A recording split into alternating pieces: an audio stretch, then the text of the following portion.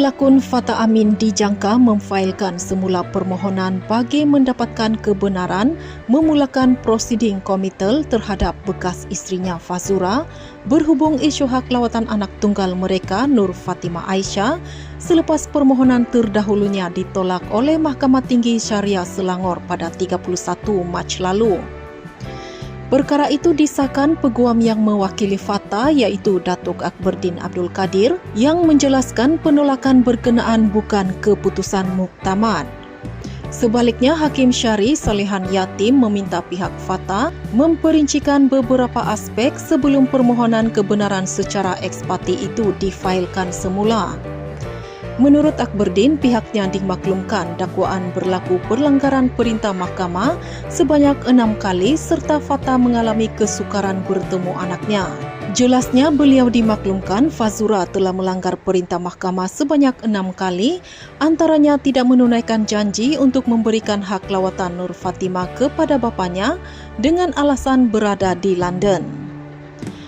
Malah, Fata mendakwa sejak bercerai dia mengalami kesukaran untuk bertemu putri tunggalnya, namun masih bersabar dengan sikap bekas isterinya itu yang kerap memberi alasan hingga anak guamnya sukar bertemu dengan anak kandungnya. Selepas banyak kali bertolak ansur, Fata akhirnya mengambil keputusan untuk melantik saya bagi memfailkan permohonan ini supaya perintah mahkamah yang telah dipersetujui sebelum ini dipatuhi dan dihormati. Penolakan pada 31 Mac lalu bukanlah penamat. Hakim hanya meminta beberapa perkara diperjelaskan sebelum ia difailkan semula, katanya.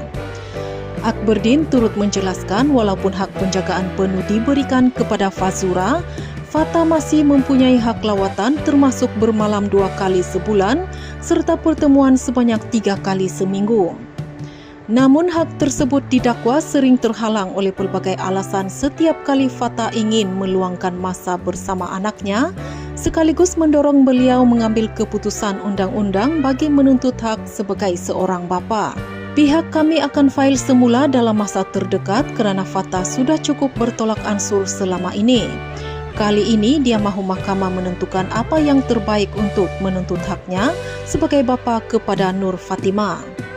Hak lawatan yang sepatutnya diberikan kepada Fata perlu dipatuhi oleh bekas isterinya. Jika tidak, pihak kami boleh memfailkannya di mahkamah, katanya lagi. Terdahulu media melaporkan pelakon mat kilau itu gagal memperoleh kebenaran untuk memulakan prosiding komitel terhadap Fazura di Mahkamah Tinggi Syariah Shah Alam pada 31 Mac lalu berkaitan isu yang sama.